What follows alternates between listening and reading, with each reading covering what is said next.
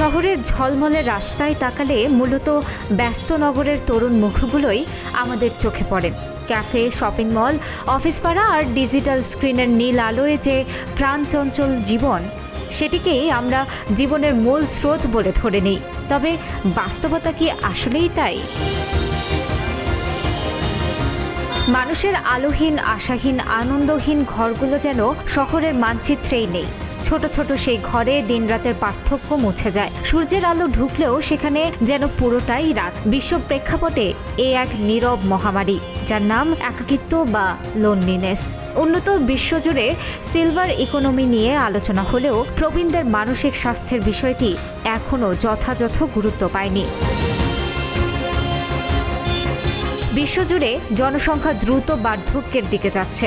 বিশ্ব স্বাস্থ্য সংস্থার মতে 2050 সালের মধ্যে বিশ্বের প্রতি 6 জন মানুষের একজনের বয়স হবে 65 বছরের বেশি। যুক্তরাষ্ট্রের প্রবীণদের জন্য আধুনিক সুযোগ সুবিধা থাকলেও পারিবারিক বিচ্ছিন্নতা সেখানে একটি বড় সংকট। প্রযুক্তি, স্বাস্থ্যসেবা, আয়ু ও হাতে হাতে মুঠোফোন বাড়লেও কমেনি একাকিত্ব। যুক্তরাষ্ট্রের সার্জন জেনারেলের প্রতিবেদনে বলা হয়, দেশটির প্রায় অর্ধেক প্রবীণ মানুষ একাকিত্বে ভোগেন, যা তাদের হৃদরোগ ও ডিমনেশিয়ার ঝুঁকি অনেক গুণ বাড়িয়ে দেয়। একাকিত্ব প্রবীণদের মধ্যে ডিমনেশিয়ার ঝুঁকি 50% পর্যন্ত বাড়ায়। এছাড়া হৃদরোগে আক্রান্ত হওয়ার আশঙ্কা বাড়ায় 29%। অন্যদিকে স্ট্রোকের ঝুঁকি বাড়ায় 32%। বাংলাদেশও এ পরিবর্তনের বাইরে নয়। আমরা এখনও নিজেদের তরুণ জনসংখ্যার দেশ বলে গর্ব করি, কিন্তু বাস্তবতা হলো আগামী কয়েক দশকে এখানেও প্রবীণ মানুষের সংখ্যা দ্রুত বাড়বে। সময়ের চাকা আজ যাদের হাতে গতি পাচ্ছে, তারাও একদিন এই স্থবিরতার মুখোমুখি হবেন। আজকের তরুণী আগামী দিনের সেই ঘরবন্দি মানুষ।